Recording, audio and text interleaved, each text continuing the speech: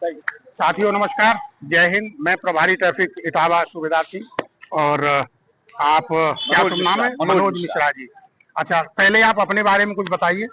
मैं बेसिकली इटावा से बिलोंग करता हूँ। मैं पिछले 8-10 साल से दिल्ली में रह रहा था। हाँ। और मैं भाई इंस्पेक्टर साहब को फॉलो करता हूँ। मैं देखता हूँ इनके द्वारा जो ट्रैफिक व्यवस्था इटावा की सुचारू रूप से की गई, निसंदेह इनका इतना बड़ा योगदान है कि कह नहीं सकता। मेरे 55 साल के करियर में इटावा की जो ट्रैफिक व्यवस्था को जिस तरीके से ये इंस्पेक्टर साहब के द्वारा किया जा रहा है वो सराहनीय, और इसके लिए धन्यवाद के पात्र हैं।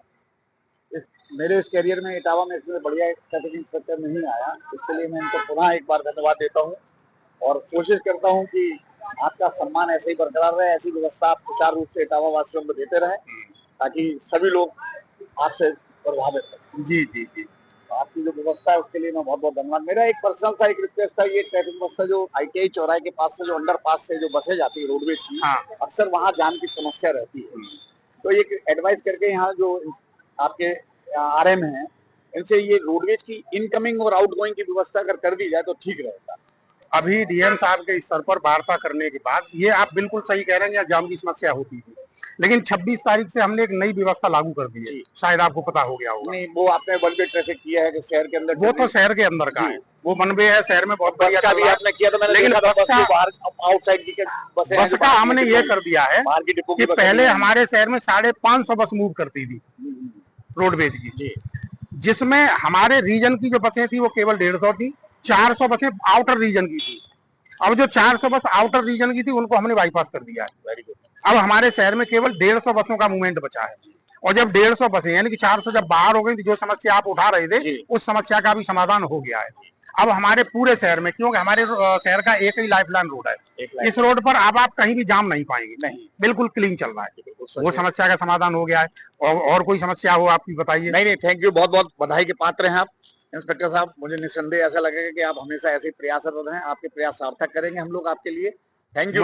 मुझे तो एक्चुअली इटावा में जो जनता का स्नेह, जो प्यार मिल रहा है, मेरे लिए वही सबसे बड़ी दौलत है ना। और केवल इटावा ही नहीं, सब जगह। आज तो मैं ये देख रहा हूँ कि मेरी पहुंच पता नहीं कहाँ कहाँ तक है। नहीं, जहाँ भी आप रहेंगे निसंदेह वो शहर बहुत अच्छा रहेगा और आपका प्रयास बहुत सराहनीय है। हम आपके इस सराहनीय को प्रशंसा करते हैं। Thank you. तो आपसे मुलाकात सिर्फ फेसबुक के जरिए हुई थी, लेकिन आज आमने सामने भैया की वजह से मुलाकात हो रही है। आप यकीन मानिए हम इतना खुश हैं, इतना प्रफुल्लित हैं, हम बता नहीं सकते आपको।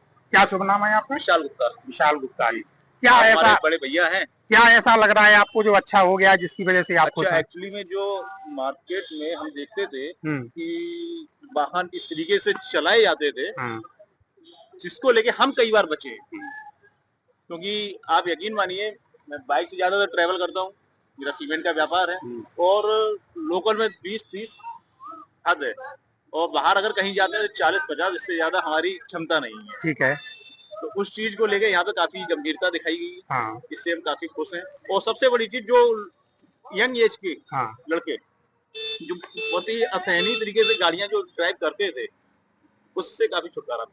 मेरा मैसेज बड़ा स्पष्ट है, क्योंकि दुपहिया पर जोर हम ज्यादा क्यों देते हैं? हमारे यहाँ ऑन रिकॉर्ड जो व्हीकल रजिस्टर्ड हैं, मैं पूरे इंडिया की बात कर रहा हूँ, इसमें 79% टू व्हीलर रजिस्टर्ड है। इससे ये सिद्ध होता है कि हमारे इंडिया की पॉपुलेशन 79% दुपहिया पर चलती है।